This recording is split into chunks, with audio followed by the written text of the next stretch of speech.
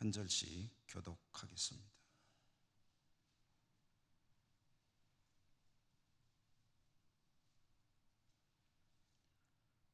이 말씀을 하신 후 8일쯤 되어 예수께서 베드로와 요한과 야고보를 데리고 기도하시러 산에 올라가사 기도하실 때 용모가 변화되고 그 옷이 휘어져 광채가 나더라. 문득 두 사람이 예수와 함께 말하니 이는 모세와 엘리야라. 영광 중에 나타나서 장차 예루살렘에서 별세하실 것을 말하사 베드로와 및 함께 있는 자들이 깊이 졸다가 온전히 깨어나 예수의 영광과 및 함께 선 두 사람을 보더니 두 사람이 떠났다. 예수께 여짜오되 주여 우리가 여기 있는 것이 좋사오니 우리가 초막 셋을 짓되 하나는 주를 위하여 하나는 모세를 위하여 하나는 엘리야를 위하여 하사이다 하되 자기가 하는 말을 자기도 알지 못하더라. 이 말할 즈음에 구름이 와서 그들을 덮는지라 구름 속으로 들어갈 때에 그들이 무서워하더니 속에서 소리가 나사이되 나의 아들 곧 택함을 받은 자니 너희는 그의 말을 들으라 하고 소리가 그침에 오직 예수만 보이더라. 제자들이 잠잠하여 그 본 것을 무엇이든지 그 때에는 아무에게도 이르지 아니하니라. 아멘. 주님 은혜가 함께 하시기를 기원합니다. 하나님 말씀을 읽고 들을 수 있는 것은 참으로 복된 일이고 감사한 일이고, 근데 저는 그런 생각을 해봅니다. 하나님 말씀을 듣고 읽고 공부하고 그리고 설교를 통해서 그 말씀을 풀어 듣는 것, 이것이 참 재미있다. 아멘. 이 재미가 있어야 내가 은혜 가운데 있다는 증거입니다. 이 재미가 없고 지루하면은 그러면 이제 스스로의 은혜, 신앙 관계를 한번 점검해 보고 다시 은혜 가운데로 들어갈 수 있는 기도 생활, 이런 것들이 필요하죠.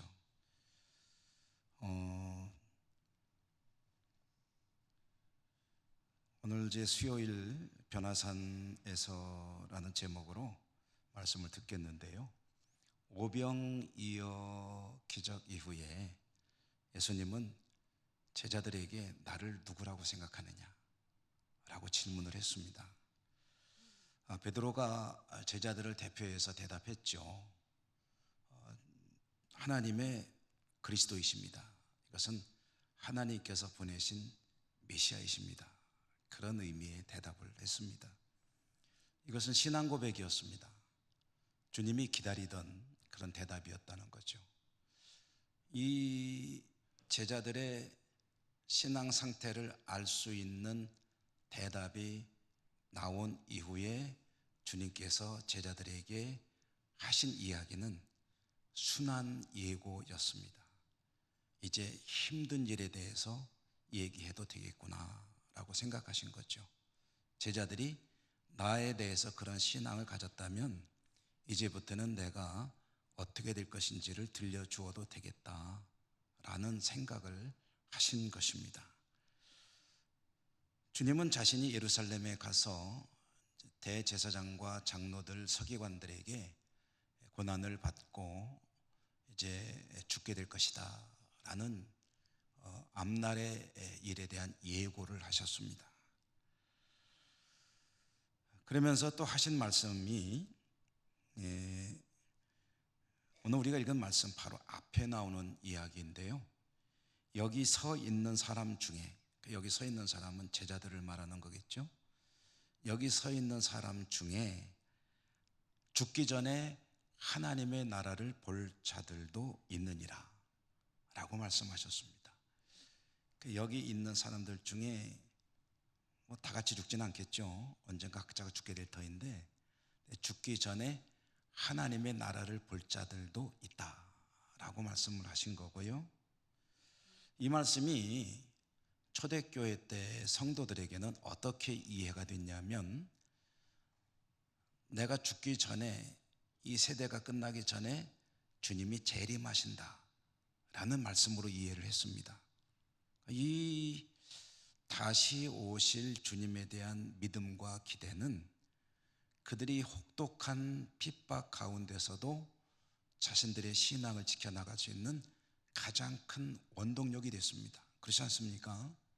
언제 올지 몰라 그러면은 포기할 수 있지만 나 죽기 전에 오신다, 틀림없다 라고 믿으면은 어떤 고난과 박해가 오더라도 다시 오실 주님을 기쁨으로 맞이해야 되기 때문에 신앙을 지킬 수 있는 동기가 부여되는 거죠. 그 동기라는 게 얼마나 중요합니까? 우리가 무슨 일을 하든지 동기가 있어야 힘을 내서 하는 것 아니겠습니까?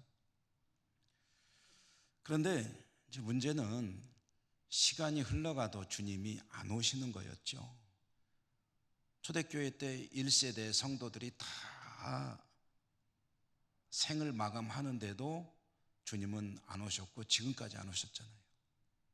그러니까 이제 성도들은 혼란을 겪게 되었고, 이제 성경을 연구하는 이들은 그렇다면 주님께서 거짓말을 말하실 리는 없다, 그렇다면 이 말씀이 도대체 무슨 뜻인가 하고 연구하기 시작했습니다.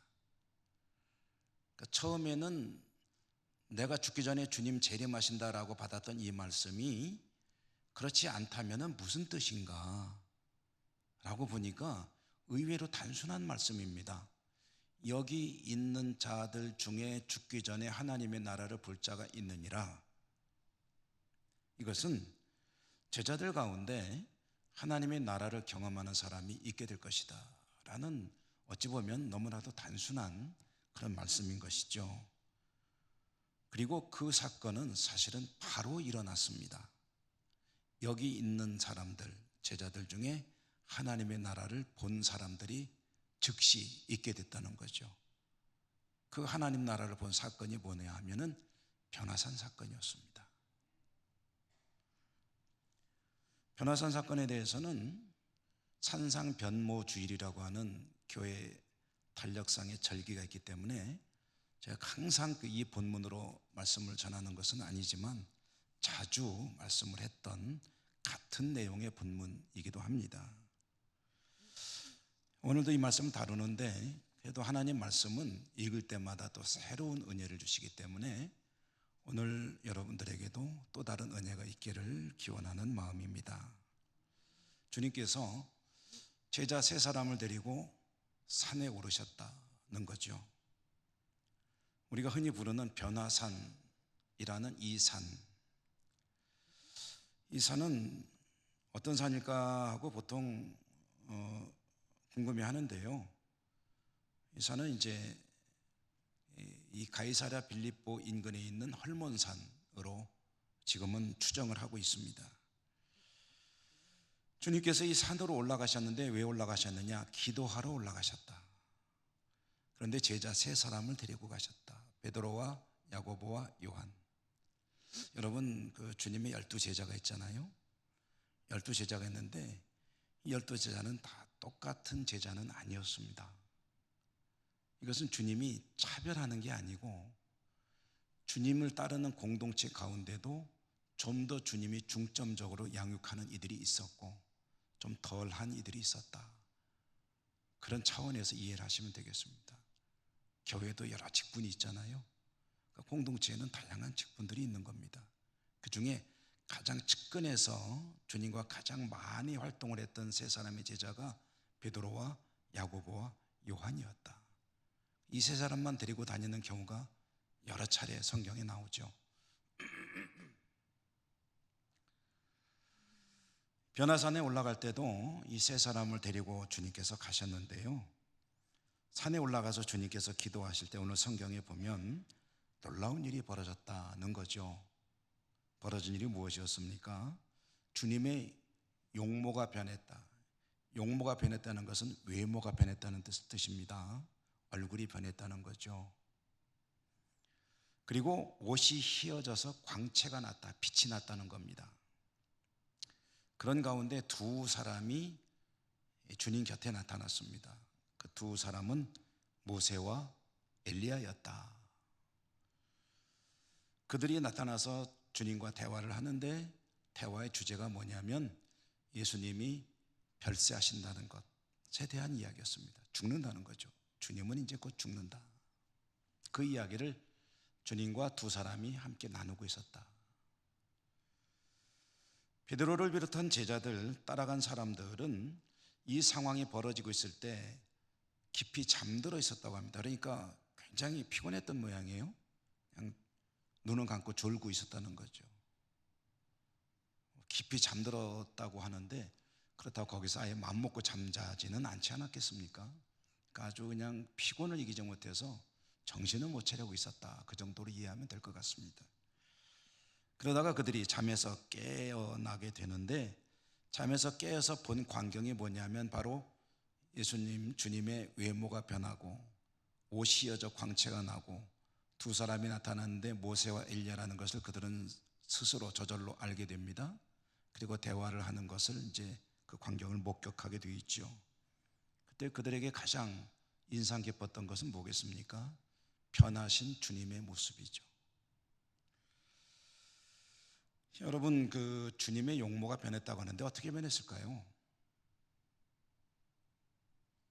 용모가 왜 변했을까요?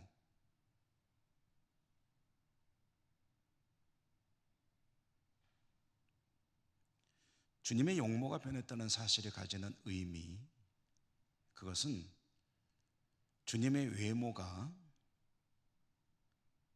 원래의 모습으로 변해갔다라는 것을 의미하는 것으로 이해할 수 있습니다. 이 땅에 오신 주님은 인간 나사렛 예수의 외모를 가지고 있었겠죠. 근데 그게 원래 예수님, 주님의 모습이냐면 그건 아닐 것입니다. 그렇다면 이 산 위에서 주님의 외모가 변했다 할 때 그 변하신 모습은 너희 중에 죽기 전에 하나님 나라를 볼 자가 있느니라. 그러면 하나님 나라에서 볼 수 있는 예수님의 모습이 드러나고 있었다 라고 보는 것이 맞겠죠. 옷에 휘어져서 광채가 난다고 그랬잖아요. 그것도 같은 상황입니다. 옷이 휘어져서 빛이 났는데 다른 복음서에 보면은 이 세상에서 볼 수 없는 빛이었다고 그러죠. 그러니까 그것은 어떤 세상에서 볼 수 있는 빛입니까? 하나님 나라에서 볼 수 있는 빛이 옷에서 나고 있었다. 그러니까 이제 한마디로 예수님의 외모와 옷, 이런 겉으로 볼 수 있는 모습이 인간의 모습이 아니라 신의 모습으로 변하고 있었다. 그것은 아마 저나 여러분 우리들도 마지막으로 완성되는 하나님 나라에 들어가서 주님을 만나게 되면 보게 될 주님의 모습이 그렇지 않겠느냐 하고 상상해 볼 수 있겠죠.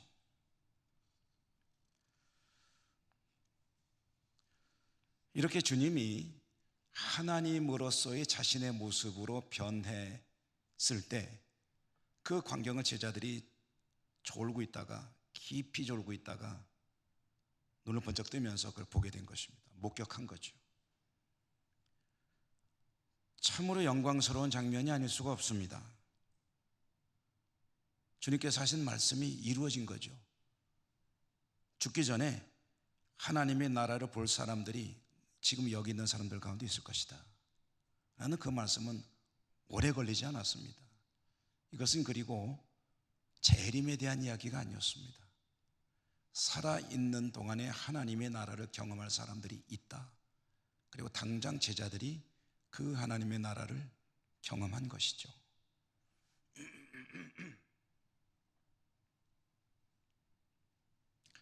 모세와 엘리야가 나타났다는 것이 가지는 의미도 한번 생각해 보는 것이 좋겠습니다.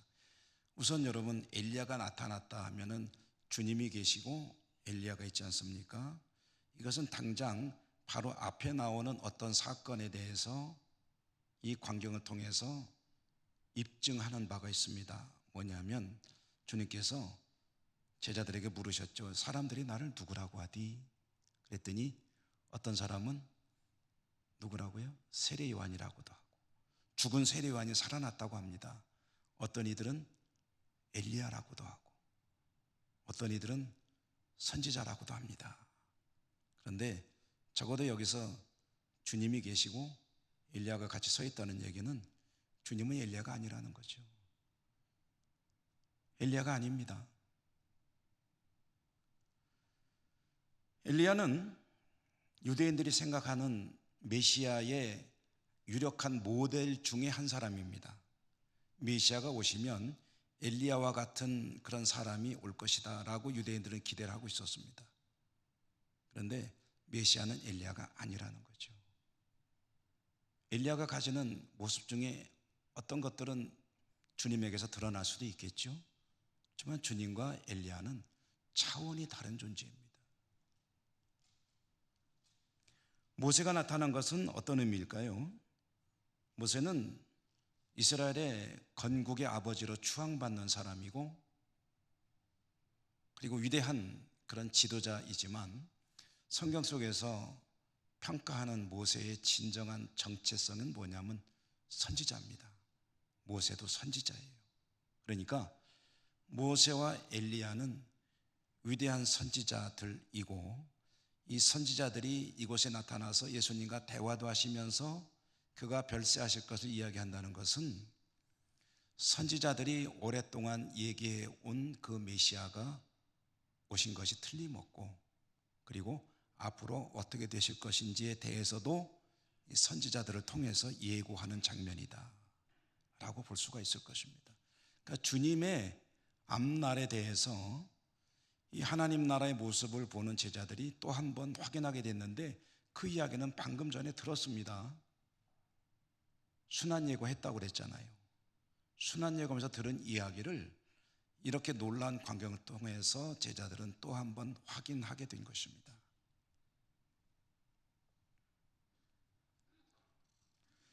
특별히 모세가 나타나 가지고 별세 곧 죽으심, 주님의 죽으심에 대한 이야기를 하고 있었는데요. 이 주님의 죽으심이 가지는 의미가 무엇일까 할 때 모세라는 인물과 짝을 지어서 해석을 할 수가 있습니다. 여러분, 모세가 어떤 인물이죠? 모세하면 떠오르는 그런 연관되는 일이 무엇입니까? 모세하면 출애굽이죠. 출애굽. 이스라엘은 이집트에서 노예로 살고 있었습니다. 근데 위대한 종 모세를 하나님이 보내셔서 그 죄된 죄악의 땅, 종된 땅, 우상의 땅 이집트에서 끌어내셨습니다. 그래서 약속의 땅 가나안으로 가게 하십니다. 중간에 홍해를 지납니다. 이걸 이제 유형론이라고 하는데요, 또 이것을 성도의 구원과 대비해서 이야기를 많이 합니다. 그래서 이집트에서 살던 이스라엘 백성들은 죄악 가운데 살고 있던 한 사람 또는 어떤 공동체라고 해도 되겠죠. 사람들의 어떤 집합, 그런 사람들을 이제 구원하실 때 홍해를 지나는 것은 보통 세례를 의미합니다. 물 가운데로 지났다. 그때 세례를 받는다. 그리고 광야를 지나는 것은 하나님의 말씀을 가지고 신앙생활을 해나가는 하나의 과정이라고 한다면, 약속의 땅 가나안에 들어가는 것은 좀 일종의 목적지가 되겠죠. 하나님의 약속에 있는 그 땅으로 들어가는 것이고, 거기에 들어가서 어떻게 됩니까? 하나님과 함께 더불어 살아가는 하나님 나라를 사는 것. 이것이 이 구원으로 이르는 하나의 어떤 그 흐름과 비슷하다는 거죠. 그러므로 모세가 별세, 죽음에 대해서 얘기했다는 것은, 별세는 새로운 또 다른 제2의 출애굽을 이야기한 것이다. 그 출애굽은 뭐냐? 이집트라는 눈에 보이는 땅을 벗어나는 것이 아니고 죄라고 하는 절망의 구렁텅이에 있는 영혼들이, 사람들이 주님을 만나 구원받게 되고 하나님의 나라로 들어가게 되는데, 그 일의 시작이 뭐냐면은 모세가 이집트에 갔던 것처럼 예수님이 십자가의 죽으심으로 시작되는 것이다. 주님이 십자가에 죽으시는 사건, 별세하시는 그것이 바로 새로운 출애굽입니다. 이것을 상징적으로 보여주는 사건이 지금 변화산 위에서 벌어지고 있는 일이라는 것이죠.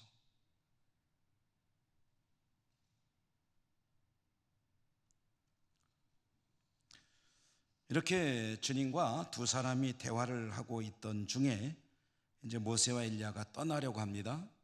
그때 베드로가 주님께 말씀을 드립니다. 외치는 거죠. 주여, 우리가 여기 있는 것이 좋사오니 우리가 초막 셋을 짓되 하나는 주를 위하여, 하나는 모세를 위하여, 하나는 엘리야를 위하여 하사이다. 그렇게 하면 좋겠다는 이야기인데, 성경에 보면은 베드로는 자기가 무슨 말 하는지도 몰랐다고 그러죠. 이 말이 가지는 의미도 모르고 즉흥적으로 이런 이야기를 꺼냈다고 하는데요. 베드로가 이와 같은 말을 갑자기 꺼낸 의도는 지금 이 상황을 연장하고 싶은 마음입니다. 그런 경우들이 있잖아요. 손님이 왔는데, 근데 그 손님이 이제 가려고 하니까 좀 아쉬워가지고 붙잡는 장면. 아이들이 집에 찾아온 할머니를 가려고 하니까 붙잡고 못 가게 하는 장면. 베드로는 주님과 모세와 엘리야가 함께 있는 이 광경을 보면서 흥분했습니다. 그리고 이 상황을 더 길게 연장하고 싶은 마음이 있는 거죠. 그래서 자기가 사실 무슨 말 하는지도 모르면서도 초막셋을 짓고 여기서 더 있었으면 좋겠습니다 라는 그런 이야기를 한 것입니다. 그런데 이것은 베드로가 사실은 비난받을 일은 아니고, 그리고 크게 잘못한 것도 아니지만 실수를 한 것만은 틀림없죠. 왜냐하면 이 초막을 이해할 때 보통 이제 성막으로도 이해를 하거든요. 이것은 주님을 위해서 짓는 것이라 모르겠지만 주님과 모세와 엘리야를 동일선상에 놓고 각자를 모시는 일종의 집을 짓겠다 하는 것은, 이것은 베드로로서는 사실은 해서는 안 될 말을 한 것입니다. 주님은 섬김을 받고 또 신으로 추앙을 받아야지만 모세와 엘리야는 존경은 받되 그러나 신은 아니죠. 인간입니다. 주님과 같은 선상에 놓고 이야기할 수 있는 대상이 아닙니다. 여러분, 그거를 잘 우리가 기억해야 되겠죠. 예배를 통해서 높임을 받으시는 분은 오직 하나님 한 분뿐이어야 합니다. 그러니까 예배를 드리면서 하나님이 아닌 누군가를 높이는 것은 그것은 상당히 적절치 못한 일이 될 수가 있습니다. 예배 때 어떤 다른 것들을 자꾸 하는 것은 좋지 못한 일입니다. 오직 하나님께 집중하고 하나님께 감사하고 하나님을 찬양하고 하나님을 높여드리는 것만이 예배 때 일어나야 할 일이다라는 것이죠.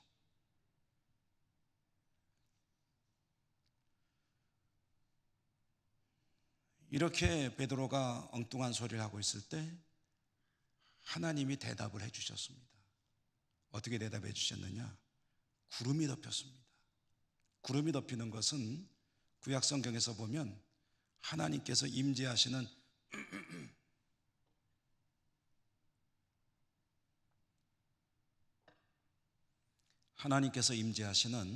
전형적인 그런 상황 중에 하나입니다. 하나님이 임재하실 때 불과 우레와 구름과 바람과 이런 것들이 이제 같이 임한다 하는 거죠. 구름이 덮였습니다. 그 구름 속에서 소리가 들려왔습니다. 이는 나의 아들 곧 택함을 받은 자니 너희는 그의 말을 들으라 라는 음성이 들려왔습니다. 그리고 이제 주님만 그 자리에 서 계신 것을 제자들이 보게 되었습니다. 다른 이들은 다 사라지고 주님만 거기 계시고 주시는 말씀이 그의 말을 들으라 라는 것이었습니다. 초막은 필요 없다는 거죠. 내가 택한 메시아가 여기 있다는 거죠. 그러므로 제자들이 할 일은 초막 찍고서 여기서 있을 것이 아니라 메시아 그가 하시는 말씀을 들으라는 거예요. 그 말을 잘 들으라고 할 때 듣는다는 것은 그냥 듣기만 하라는 것이 아니다라는 말씀도 자주 드리죠. 성경에서 말하는 말씀을 듣는다는 것은 듣고 그 말씀을 따라간다는 의미입니다. 그러면 그들이 들어야 할 주님의 말씀은 어떤 것이었을까요? 물론 주님의 입으로 나오는 모든 말씀을 다 들어야죠. 너무나도 많은 말씀들을 주셨죠. 제자들은 그 말씀을 다 새기고 그 말씀을 실천하는 그런 삶을 살아야 합니다. 그런데 아무래도 오늘 이 말씀 속에서 주목해야 될, 그들이 들어야 될 말씀은 이 변화산 사건이 있기 바로 직전에 있었던 일 계속 말씀드리고 있죠. 뭐였습니까? 베드로의 신앙 고백과 주님의 순환 예고, 그리고 이어지는 제자도에 관한 말씀. 누구든지 나를 따르려거든 자기를 부인하고 자기가 져야 될 십자가를 지고 나를 따라야 한다라고 하신 이 말씀이 오늘 이 본문 바로 앞에 나오는 말씀이거든요. 그리고 주님께서 주시는 가장 말씀 중에서도 핵심이라고 할 수가 있거든요. 그 변화산 사건은 이 사건이 있기 직전에 있었던 일들을 입증하며 그 상황을 강조하며 그러면서 전체로 보면은 제자들로 하여금 좀 더 성숙된 주님의 제자로 진보할 수 있도록 하나님께서 또 주님께서 일을 하고 계신다는 것을 보여주는 대목입니다. 그들은 다른 데 눈 돌릴 것이 아니라 이제 주님의 뒤를 따르는 제자의 삶을 살아야 합니다. 변화산 사건을 통해서 제자들 다는 아니지만 세 사람은 하나님의 나라를 경험했습니다. 주님이 어떤 분이신지에 대해서도 자기들 두 눈으로 똑똑히 보았습니다. 그 놀라운 광경을 보면서 하늘에서 들려오는 하나님의 음성도 들었습니다. 그들이 힘써야 될 일이 무엇인가? 그의 말을 들으라. 근데 그들이 직전에 들었던 그 말씀, 제자도에 관한 말씀은 가장 가까이 있는 말씀이고 그들이 반드시 따라야 될 주님의 말씀이기도 했죠. 자, 이 일을 경험한 제자들의 반응에 대해서도 오늘 말씀이 전해줍니다. 끝부분인데 36절에 보면 모세와 엘리야는 떠나갔습니다. 이제 그 자리에는 주님만 남았습니다. 주님만 남은 이 사건 이후에 제자들의 반응, 그들은 어떻게 행동했는가? 그들은 어떤 모습을 보였는가 하고 보니까 오늘 읽은 말씀에는 그들은 침묵했다라고 전해주고 있습니다. 침묵했다. 여러분 어떻습니까? 저도 그렇습니다만 여러분도 그러시죠. 어떤 뭔가 좀 신비롭고 놀라운 경험을 하게 되면 침묵하고 싶습니까? 얘기하고 싶으십니까? 우스갯소리로 그런 얘기를 하더라고요. 주님이 부활하셨을 때 왜 제일 먼저 본 사람이 여성일까?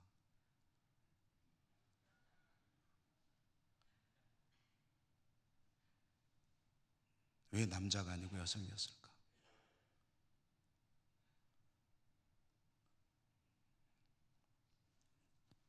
근데 뭐 여성만 그런가요? 남성도 그렇죠. 남성들 가운데 말을 더 많이 하는 남성들도 있죠. 저도 말을 많이 한다고 말 좀 줄이라고 그러던데요. 이런 경험을 하고 나면은 얼마나 얘기하고 싶겠어요. 야, 말이야 기가 막히더라.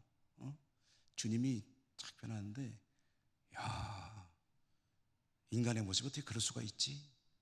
그러면서 얼마나 옆에 있는 동료들에게 이야기하고 싶겠어요? 근데 오늘 성경에 보면 그들이 침묵하고 있었다는 거예요. 왜 그랬을까요? 얼마나 입이 간지러웠을까요? 다른 복음서에 의하면 주님께서 그들에게 이 일을 발설하지 말라고 주의를 주셨다라고 되어 있습니다. 그래서 그랬다고 치죠. 그런데 누가복음에 의하면 그런 얘기가 없습니다. 이 얘기는 무슨 얘기냐면은 그들이 주님으로부터 조용히 해라 라는 명령을 받았기 때문에 침묵한 것이 아니라 그들 스스로 침묵했다는 이야기예요. 왜 그랬을까요?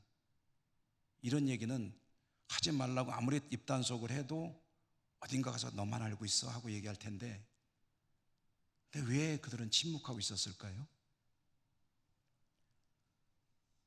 그 이유는 이렇게 생각해 볼 수밖에 없습니다. 그들은 이 사건으로 혼돈을 겪고 있었다는 거죠. 정리가 안 되는 거죠. 이게 도대체 무슨 의미인지 깨닫지를 못하는 거죠. 이게 도대체 무슨 일인지, 비록 그들은 그 상황을 보고 하늘에서 음성도 듣고 했지만 도대체 이게 어떤 의미고 무슨 상황인지 놀랐을 뿐 이해를 못하고 있었다. 내면적으로 몹시 혼돈을 겪고 있었다. 이게 도대체 뭐냐?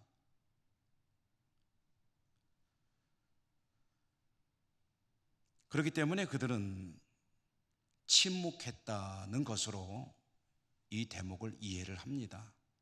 그런데 베드로 사도가 나중에 베드로 전서 후서 읽어보면은 이 사건에 대해서 이야기를 하는 장면이 나옵니다. 그건 무슨 소리냐면 그들은 이때는 몰랐지만 시간이 많이 흐른 후에 깨닫게 되었다. 이것이 어떤 의미였는지. 그러면서 하나님의 나라를 목격한 사건으로 간증을 하게 되거든요. 오랜 세월이 흐른 뒤에. 그것은 성령 강림 이후의 사건이고 그들의 어떤 지식적인 경험적인 이해라기보다는 성령께서 깨닫게 해주신 것일 것이다 라고 이해를 해야 되겠죠. 성령께서 도대체 그 사건이 이게 뭐야, 무슨 의미야, 무슨 뜻이야, 이걸 어떻게 내가 받아들여야 돼 라고 혼돈을 겪고 있을 때 성령께서 임하심으로 그 의미를 깨닫게 되었고 비로소 주님께서 하신 말씀과 그 사건이 짝이 지어진 것입니다. 이해를 하게 된 거죠. 그러므로 그래서 간증도 하게 되었죠.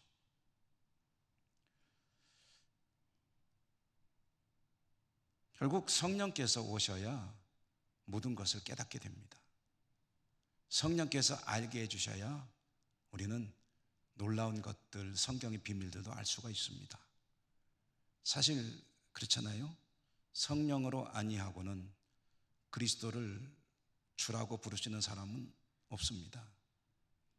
뒤집어 말하면 저도 여러분도 성령님께서 주님이 나의 구주가 되십니다 라는 사실을 이해되게 하셨고 인식되게 하셨고 받아들이게 하셨고 입술로 고백할 수 있는 바탕을 만들어 주셨기 때문에 신앙을 가지게 된 것이고 믿음 생활하게 된 것이고 오늘까지 오게 된 것입니다. 그러니까 주님의 은혜라는 것은요, 때로는 이 기다림이 필요합니다. 지금은 이해가 되질 않습니다. 그냥 받아들이기만 하죠. 그리고 속으로는 불만이 있을 수도 있습니다. 이게 뭐야? 라고 생각할 수도 있겠죠. 그렇지만 오늘 이 말씀 속에 들어있는 또 한 가지 가르침은 성령께서 임하시고 깨우쳐 주실 때 우리는 은혜를 받게 되고 은혜를 받음으로 그동안 몰랐던 것들에 대해서 환하게 밝혀지는 그런 깨달음, 복을 누리게 될 것이다. 마치 형광등이 깜빡깜빡하다 한참 있다가 켜지는 것처럼 요즘은 그런 등 없지만요. 저나 여러분 어떻습니까? 주님의 역사가 흔쾌하고 또 수긍이 가고 기꺼이 받아들여지고 그런 경우들이 물론 있죠. 그렇지만 없을 때도 있지 않습니까? 주님의 역사가 이해가 되지 않고 이게 무슨 일일까요? 궁금할 때도 있지 않습니까? 그런데 그런 것들을 억지로 이해하려고 해석할 필요 없다. 때로는 마음속에 간직만 하고 있어도 되는 일들이 있다. 그게 언제 깨달아지느냐? 성령께서 우리에게 임하시고 그런 사실들에 대해서 밝히 빛을 비춰주셔서 깨달음의 은총을 주실 때 우리는 그런 것들의 의미를 알게 되고 그리고 하나님께 감사와 찬송을 드리게 된다. 여러분, 우리 믿음에 있어서 정말 중요한 요소 중에 하나는 이 믿음은 다른 말로 하면 기다림이다 라고 자주 말씀드리죠. 기다림입니다. 의심하지 않고 한 가지만 믿으면 됩니다. 그것은 하나님은 나를 사랑하신다. 그리고 그 하나님은 선하시다. 선하신 하나님이 나를 사랑하시는데 나에게 일어나는 일들이 악한 것이 있을 수 있느냐? 모든 것이 다 나를 사랑하시는 하나님의 은혜다 라고 받아들이는 사람에게는 그런 시험이 없습니다. 늘 감사로 살아가게 되는 거죠. 여러분, 이 은혜가 여러분에게 늘 풍성하시기를 주님 이름으로 축원합니다. 은혜로우신 하나님 감사합니다. 오늘도 저희들에게 복된 자리, 예배 자리 허락해 주시고 말씀을 들으며 또 깨달음을 얻게 하시니 감사합니다.